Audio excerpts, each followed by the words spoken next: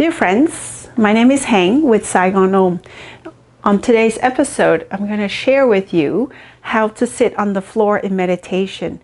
It can be challenging to sit on the floor when you first start out in meditation. So allow me to offer you some tips so that you can sit with comfort. The whole idea of sitting on the floor is to be super comfortable. So if you're in pain, feel free to move in meditation. Just move with awareness and then try to be still again after you move. Here's some tips I have with me, or some props that you might have at home too. I have foam blocks. I have a few cushions here. These are Plum Village meditation cushions, or just regular cushions from my couch. Okay, so I'll show you with a few of these items. The first thing you need to do is look at your anatomy when you sit. So sit with me on the floor with your legs crossed. It doesn't matter which leg is in front, and just check in with your anatomy. How are your knees compared to your hips? Okay, if you're sitting like this, where your knees are higher than your hips, you have very tight hip flexors. That we can help with the props. If your knees are somewhat in line with the hips, a little bit lower than the hips, okay, then your hips are pretty open. And trust me, when I started out, I was like this and shaking because it was so active. I was so active that everything got really tightened. So yoga has helped me a lot, and sitting in meditation. Okay? And at the end, I'll give you some more tips on how to keep your hips open. Okay? So first thing first, imagine your pelvis is like a bowl of water. Okay?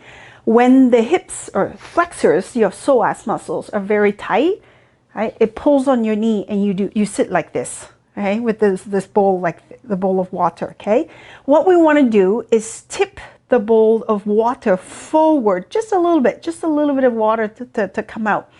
And we're doing the same thing with the pelvis. We're going to tilt the pelvis forward. It's called an anterior tilt. If you're curious, anterior just means front, posterior means back in anatomical terms. So what we want to do is tilt forward with the pelvis. And when we do that, the tension at the hip flexors, the psoas in specific, is lessened. So then we get to relax a little bit. And that's why it's good and helpful to sit on props. Even though my knees are somewhere in line with my hips, I still use a prop to sit on, because I want to be able to sit longer, because after a while I'm going to feel that tension there. Okay, so let me show you with a block first, because these are quite cheap, and you can get them at the local shop, like Winners if you're in Canada, or is it Target or Kmart if you're in Australia. In Vietnam, go to any yoga shops, like in Ho Chi Minh, you go to the Sports Street. Lots of reasonable props you can buy.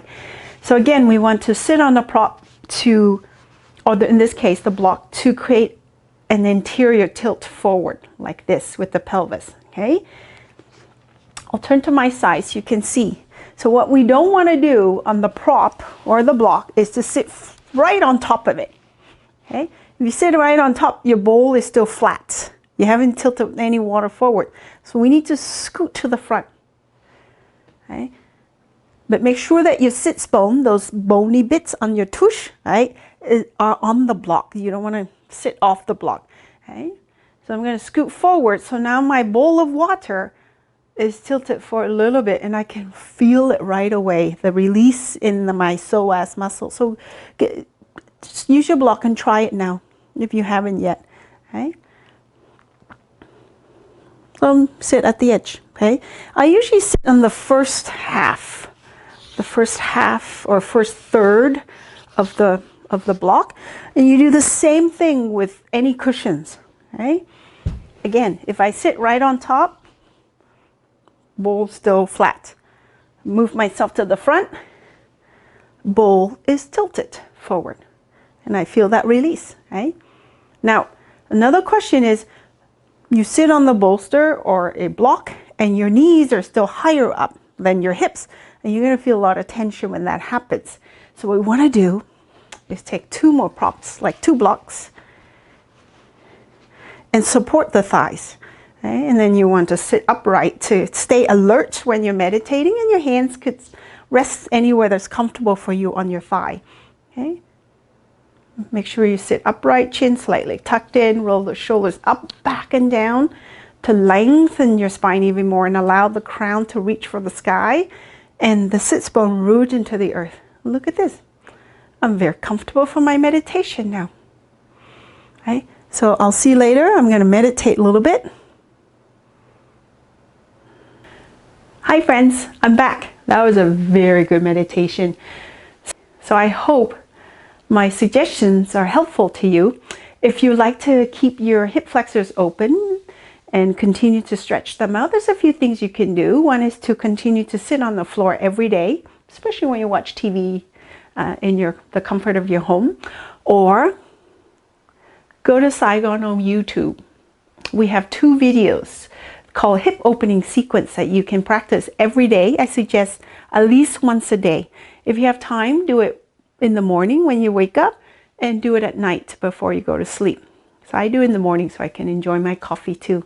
Okay, so Saigon on YouTube, search for hip opening sequence and start out with the beginner sequence for every day for about 3 weeks, and you'll see a difference, and then you can try the advanced version of it if you so inclined and want to have a little fun.